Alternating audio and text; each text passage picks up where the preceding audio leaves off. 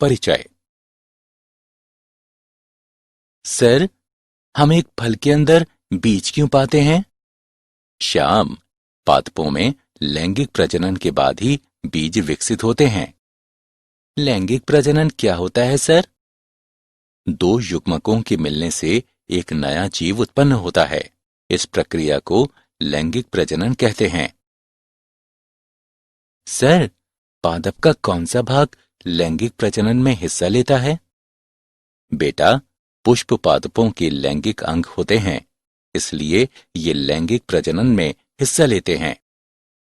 ये सुंदर पुष्प फल और बीज के रूप में कैसे प्रजनन करते हैं? ठीक है, आओ हम पुष्पीय पादपों में लैंगिक प्रजनन के बारे में विस्तार से जानते हैं। उद्देश्य। इस पाठ के अंत में आप निम्न करने में सक्षम हो जाएंगे। एक पुष्प के हिस्सों की पहचान करना, पुंकेसर की संरचना और लघु बीजाणुधानी की प्रक्रिया को समझना, जायांग की संरचना और गुरु बीजाणुधानी यानी बीजांड की प्रक्रिया को समझना, परागण को समझना और परागण के विभिन्न कारकों की पहचान करना, निषेचन के प्रकारों को समझना, भ्रूणपोष, भ्रूण, बीज और फल के विकास को समझना। पुष्प के हिस्से। पुष्प अंगों की 3 प्रमुख श्रेणियां हैं। प्रजनन अंग मादा, प्रजनन अंग नर और गैर प्रजनन अंग। प्रजनन अंग मादा अंडप या स्त्री केसर, वर्तिकाग्र, वर्तिका, अंडाशय, बीजांड।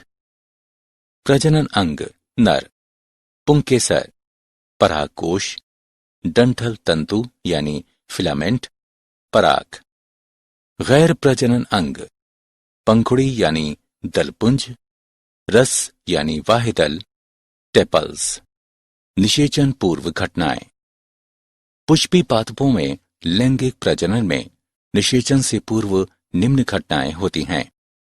लघु बीजाणुधानी और परागकण का विकास, गुरु बीजाणुधानी एवं मादा युग्मकोद्भिद का विकास।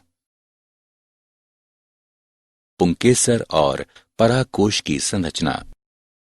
पुंकेसर की संरचना। पुंकेसर में लंबा एवं पतला डंठल तंतु यानी फिलामेंट तथा द्विपालिक संरचना परागकोश होती है। परागकोश की संरचना। द्विपालिक परागकोश 2 कोष्ठ होते हैं।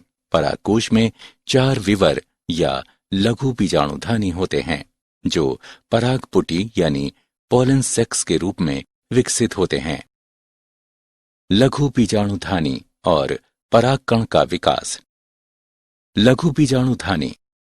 परागकोश में प्रत्येक द्विगुणित मातृ कोशिका अर्धसूत्री विभाजन द्वारा 4 अगुणित लघु बीजाणु या लघु बीजाणु चतुष्क का निर्माण करती है।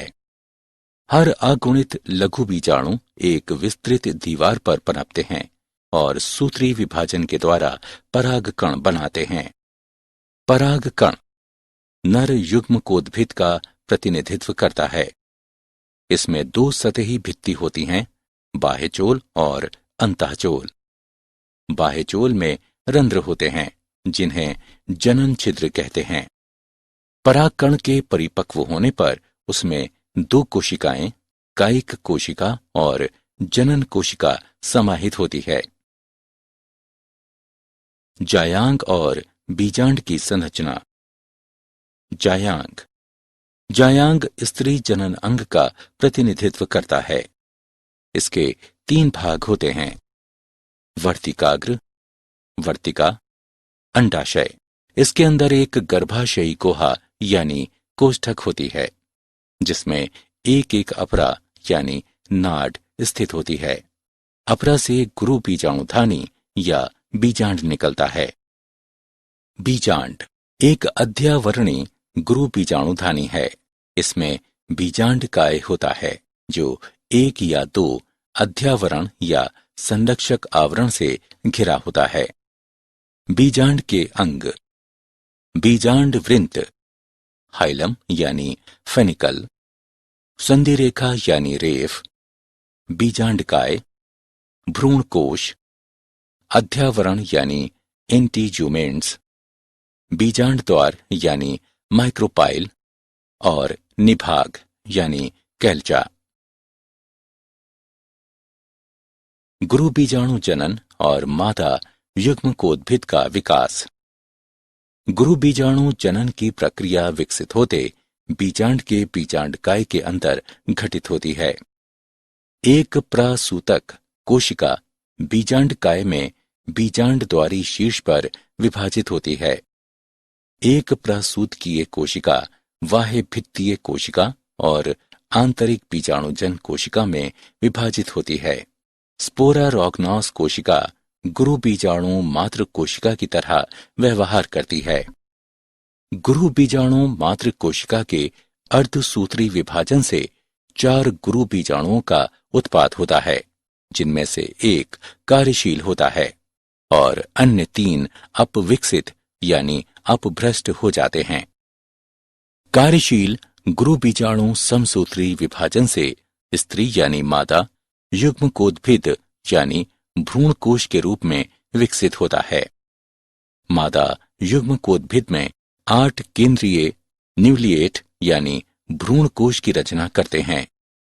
भ्रूणकोश की 3 कोशिकाएं, 2 सहायक कोशिकाएं और बीजांड द्वारी शीर्ष स्थित एक अंड कोशिका अंड उपकरण का निर्माण करती है। 3 प्रतिव्यासांत एंटीपोडाल कोशिकाएं निभागीय छोर पर होती हैं। केंद्रीय कोशिका में 2 ध्रुवीय न्यूक्लियाई होती हैं। परागण। परागकण के नर परागकोश से स्त्री केसर के वर्तिकाग्र तक स्थानांतरण या संचारण को परागण कहा जाता है। परागण 3 प्रकार के होते हैं। स्वयुग्मन यानी ऑटोगैमी, एक ही उसी पुष्प में परागकोश से वर्तिकाग्र तक परागकणों का स्थानांतरण है। स्वपरागित पुष्पों में परागकोश एवं वर्तिकाग्र एक दूसरे के पास अवस्थित होते हैं और स्वपरागण या ऑटोगैमी को सुलभ कराते हैं। सजात पुष्पी परागण, एक ही पादप के एक पुष्प के परागकणों का दूसरे पुष्प के वर्तिकाग्रों तक का स्थानांतरण होता है। पर निषेचन, इसमें भिन्न पादपों के परागकोश से भिन्न पादपों के वर्तिकाग्र तक परागकणों का स्थानांतरण होता है। परागण के अभिकर्मक या कारक। परागण अभिकर्मक ऐसा कारक होता है जो एक ही प्रजाति के पादप के पुष्प में पराग को नर से मादा के प्रजनन अंग तक स्थानांतरित करता है। परागण के अभिकर्मक में शामिल हैं वायु, जल, कीड़े यानी कीट, तितली, मक्खी, मधुमक्खी और भृंग आदि, चमगादड़, पक्षी और अन्य पशु। निम्न चित्र परागण में सहायता के लिए गुंजन पक्षी की लंबी पतली चोंच और पतली पुष्पीय नलिकाओं का सह विकास को दर्शाता है। मूल्यांकन। पुष्पों को उनके प्रकारों के अनुसार निम्न तरीके से वर्गीकृत किया गया है। पुष्पीय अंगों को उनके उचित वर्गीकरण के अनुसार मिलान करें। पराग, स्त्री केसर संकर्षण यानी पारस्परिक क्रिया। सुयोग्य परागण द्वारा परागकण किसी जनन छिद्र के माध्यम से एक पराग नलिका उत्पन्न करने हेतु वर्तिकाग्र पर अंकुरित होते हैं।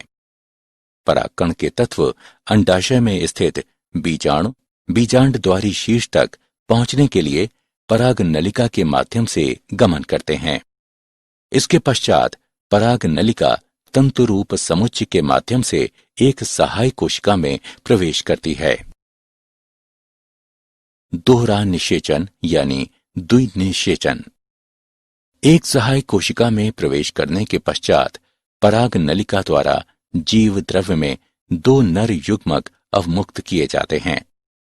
एक नर युग्मक अंड कोशिका की ओर गति करता है और केंद्रक के साथ संगलित होता है। इस तरह युग्मक संलयन पूर्ण होता है। अन्य नर युग्मक केंद्रीय कोशिका में स्थित दो ध्रुवीय न्यूक्ली यानी केंद्रकी की ओर गति करते हैं और उनसे संगलित होकर त्रिगुणित बनाते हैं। इस तरह इसे त्रिसंलयन कहते हैं। निषेचन पश्च घटनाएं। निषेचन पश्च घटनाओं में शामिल है भ्रूण पोष का विकास, भ्रूण का विकास, बीजांड बीज के रूप में और अंडाशय फल के रूप में विकसित होना। भ्रूणपोष कोशिका बार बार विभाजित होती है तथा एक त्रिगुणित भ्रूणपोष ऊतक की रचना करती है। इन ऊतकों की कोशिकाएं संरक्षित खाद्य सामग्री से पूरित होती हैं और विकासशील भ्रूण की पोषकता के लिए उपयोग की जाती हैं। भ्रूण विकास। गोलाकार, हृदयाकार तथा परिपक्व भ्रूण के निर्माण के लिए युग्मनज प्राक भ्रूण का समसूत्री विभाजन होता है। भ्रूण की संरचना।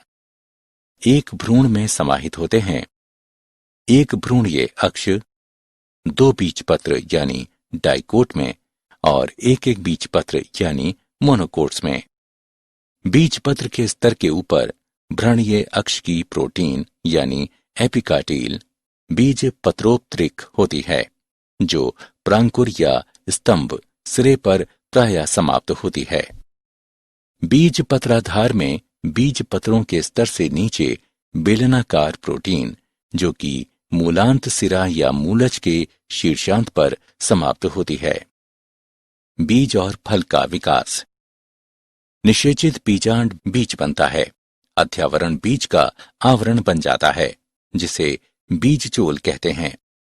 परिपक्व बीज दो प्रकार के हो सकते हैं, एल्बुमिनियस और गैर एल्बुमिनियस। फल एक परिपक्व अंडाशय होता है जिसके अंदर बीज होते हैं। अंडाशय की दीवार फल की दीवार यानी छिलके के रूप में पतल जाती है जिसे फल भित्ति कहते हैं। मांसल फल के फल भित्ति में शामिल है अंता फल भित्ति यानी बीज के चारों ओर, मध्य फल भित्ति यानी मांसल भाग, बाह्य फल भित्ति यानी त्वचा। मूल्यांकन। आगे बढ़ने से पहले आइए जानें कि आपने कितना सीखा। निम्न का मिलान करें।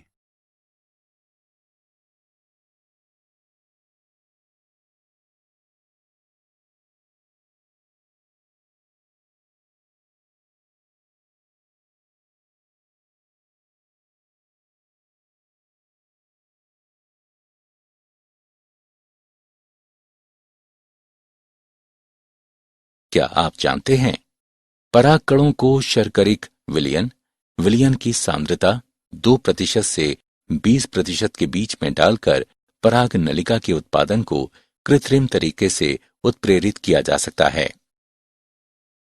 सारांश। आइए हमने जो कुछ सीखा उसे संक्षेप में दोहराएं। पादप के पुष्प में निहित होता है नर जनन अंग यानी पुंकेसर, मादा जनन अंग यानी स्त्री केसर और गैर जनन अंग। परागकण परागकोश के लघु बीजाणुधानी के अंदर विकसित होते हैं। स्त्री केसर के 3 अंग होते हैं, वर्तिकाग्र, वर्तिका तथा अंडाशय। गुरु बीजाणुधानी प्रक्रिया के बाद एक 7 कोशिकीय एवं 8 न्यूक्लीकृत भ्रूणकोश का निर्माण होता है। परागण एक प्रक्रम है जिसमें परागण परागकोश से वार्तिकाग्र तक स्थानांतरित होते हैं। आवृत्ति बीजी दोहरा निषेचन प्रदर्शित करते हैं क्योंकि प्रत्येक भ्रूणकोश में 2 संलयन, युग्मक संलयन तथा त्रिसंलयन होते हैं। युग्मनज भ्रूण तथा प्राथमिक भ्रूणपोष कोशिका भ्रूणपोष ऊतक गठित करती है। निषेचन के पश्चात अंडाशय फल के रूप में तथा बीजांड बीज के रूप में विकसित होता है।